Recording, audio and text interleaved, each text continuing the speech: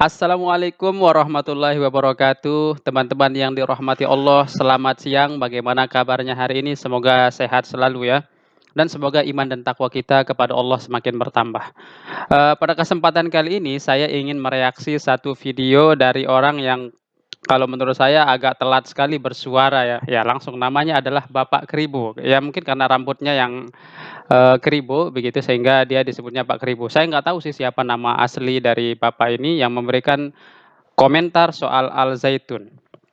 Ya, ada beberapa hal yang bisa saya tangkap dari komentarnya yang lumayan panjang, tetapi di video kali ini saya akan mempersingkat dan akan saya ambil hal-hal yang benar-benar berkaitan dengan seputar Al Zaitun saja ya.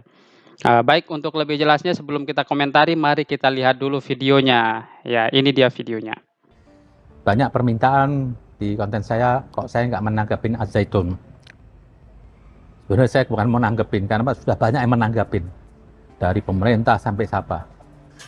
Jadi kok semua bicara Zaitun. Seperti semua mengetahui masalahnya. Tapi saya lihat apa? Sudah simpang siur. Nanti lari ke sini, nanti fitnah ke sini. Ini semua ini. Saya hanya ingin mengutip kata dari Ali bin Abi Thalib. Bukan keadilan memutuskan sesuatu berdasarkan dugaan. Itu nggak boleh. Memutuskan sesuatu berdasarkan dugaan itu nggak boleh. Saya pikir waktu itu apa? Sudah, saya pikir karena sudah rame, biar kembali karena sudah diproses hukum, biar nanti hukum yang menentukan. Adanya ahlinya atau enggak, dibuktikan saja.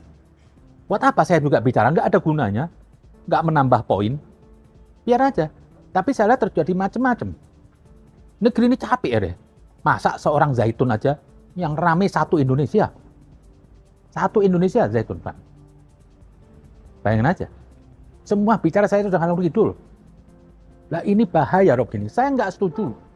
Kalau masalah Zaitun itu yang saya sikap, yang saya melihat apa? Kalau perbedaan furu'iyah dalam pemahaman ibadah ritual itu biarin. Itu debatable dan kita tidak bisa memaksa. Sekalipun di zaman Nabi, Nabi tidak pernah memaksa orang dalam membangun keyakinannya.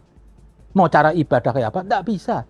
Nabi itu mensikapi hukum, menetapkan suatu hukum, apabila itu hukum melanggar hukum universal yang merugikan orang lain. Kalau dalam keyakinan, Nabi nggak boleh. Tetap harus pakai pencerahan. Nggak bisa. Jadi jangan cepet-cepet lah mengutarakan sesat. Capek negeri ini kalau terus ribut agama terus. Oh, Az-Zaitun biarin aja. Kalau itu kasih penjelasan aja. Lu salah. Misalkan sembayangnya begini. Salah, yang betul begini. Sudah.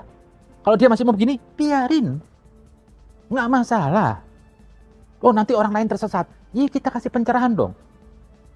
Keilmuan balance dengan keilmuan. Tidak bisa dibilang ini dikenasi penista agama. Udah biarin. Dia mau mengatakan Al-Quran, kalamnya Panji Gumilang, biarin cuma badiau. Tetap kita lawan aja dengan ilmu. Beda kalau dari Az-Zaitun itu melahirkan muridnya bisa mengancam NKRI. Dari Az-Zaitun muridnya bisa membunuh orang lain atau bisa merugikan orang lain. Ini yang perlu kita tanggapin Az-Zaitun. Itu apa? Tugasnya polisi. Dari polisi itu ada juga Densus, ada BNPT. Kita serang kepada mereka. Mereka yang lebih tahu. Kita ini nggak tahu, nggak usah banyak Baik ngoceh lah. teman-teman, dari video tadi saya ingin mengomentari 4 hal saja ya. Yang pertama, Pak Kribo ini mengatakan bahwa persoalan di Al Zaitun ini, desas-desus mengenai Al Zaitun semuanya itu sekarang jadi simpang siur. Simpang siur itu maksudnya adalah tidak jelas lagi mana yang fakta dan mana yang fitnah begitu.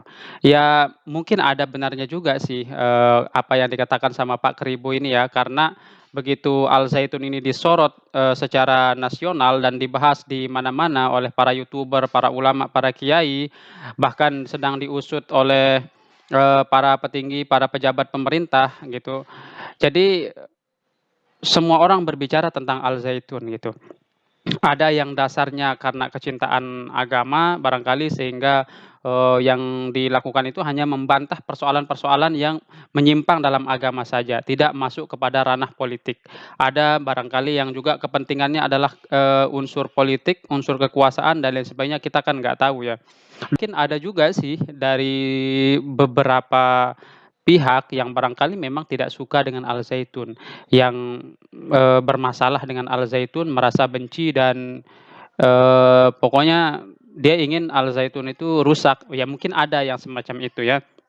Sehingga kan informasi yang kita dapatkan di YouTube itu ya barangkali dari 3 kelompok ini. Kelompok yang mengusut masalah, politiknya, kelompok yang mengusut masalah penyimpangannya di bidang agama, dan kelompok yang memang nggak suka dengan Al Zaitun atau katakanlah benci dengan Al Zaitun. Itu pasti memberikan opini-opini, memberikan statement-statement dan komentar-komentar soal Al Zaitun. Lah, jadi kita bisa memilih dan memilah informasi di bagian mana yang kita anggap penting. Kalau saya pribadi, saya hanya mengambil informasi-informasi seputar Al Zaitun itu adalah hanya ditilik dari sisi penyimpangannya dalam bidang agama ya.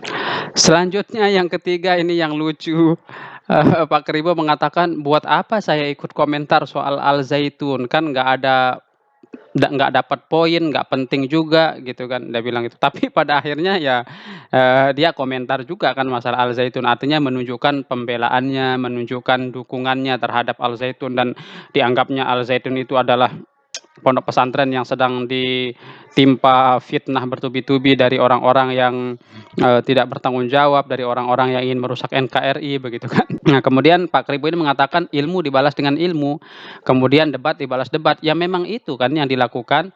Artinya, apa yang dalil yang disampaikan sama Bapak Panji Gumilang ya dibantah misalnya oleh ulama. Kemudian para santrinya membela, ada juga kok santri dari selain Al Zaitun itu melakukan debat.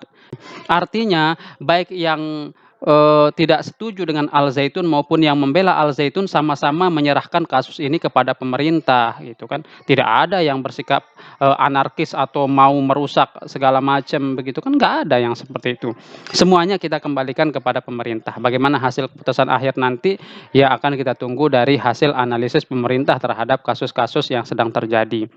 Kemudian selanjutnya, yang keempat yang mau saya komentari, Pak Keribo ini kan mengatakan bahwa apa yang dipermasalahkan oleh mayoritas kaum muslimin di Indonesia soal yang disampaikan oleh Bapak Panji Gumilang itu, katanya itu adalah bagian-bagian furu'iyah, biarkan saja, nggak usah dikritik ya. Kalau mau disalahkan silakan, bantah dengan dalil, kalau dia tidak mau berubah ya sudah, kan begitu katanya. Dikatakan itu adalah masalah furu'iyah. Ya barangkali Pak Keribo ini ngomong sebelum meneliti terlebih dahulu ya, sebelum mendalami terlebih dahulu, sehingga ya asal asal bicara begitu ya. Kalau yang dilakukan sama Pak Panji ini adalah menyalahi Al-Quran dan hadis. Hadis bilang begini, dia lakukan begini. Jadi, mereka para pengkritik Bapak Panji Gumilang ini, terutama yang masalah bagian agamanya, saya yakin, hakul yakin bukan karena kebencian ya, tetapi hanya karena ingin meluruskan, hanya karena resah jika ajaran-ajaran semacam ini kemudian diikuti turun-menurun oleh santri-santrinya nanti lalu disebarkan di seantero Indonesia. Ini kan akan jadi kacau pemahaman agama orang. Dan Pak Keribo bilang, ya kalau itu masalahnya ilmu ya debat dengan ilmu, ya memang itu sedang dilakukan kan, sedang sedang giat-giatnya para ulama, para santri itu membantah berbagai macam dalih-dalih yang disampaikan oleh Bapak Panji Gumilang. Ya tentunya kita berharap beliau ini nanti sadar, nggak usahlah rubah-rubah hal-hal yang sudah, secara ijma itu telah dilakukan begitu.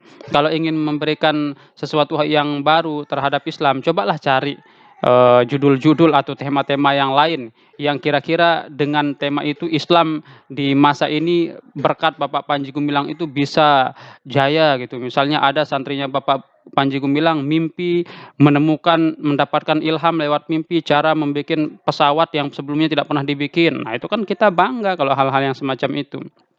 Tapi kalau kerjaannya di pesantren cuma nyanyi-nyanyi, cuman itu pun nyanyi-nyanyi lagu kerohanian orang, baca sholawat juga merasa dengar gitu. Nah, ini kan bermasalah. Jadi wajarlah kalau dikritik gitu. Tetapi semua, permasalahan yang terjadi di Al Zaitun itu tetap akan kita kembalikan kepada ulul amri, kepada pemerintah. Itu adalah bentuk ketaatan kita, bentuk ketundukan kita mengikuti aturan-aturan sebagai warga negara Indonesia. Jadi begitu ya Pak Keribu, eee, Anda ini sudah telat memberikan komentar, lagi komentarnya juga ya sama tidak jelasnya lah dengan pendukung-pendukung Al Zaitun yang lain. Demikian, semoga video ini bermanfaat, dan sekali lagi saya kan nggak kenal Al Zaitun, nggak kenal Panji Gumilang.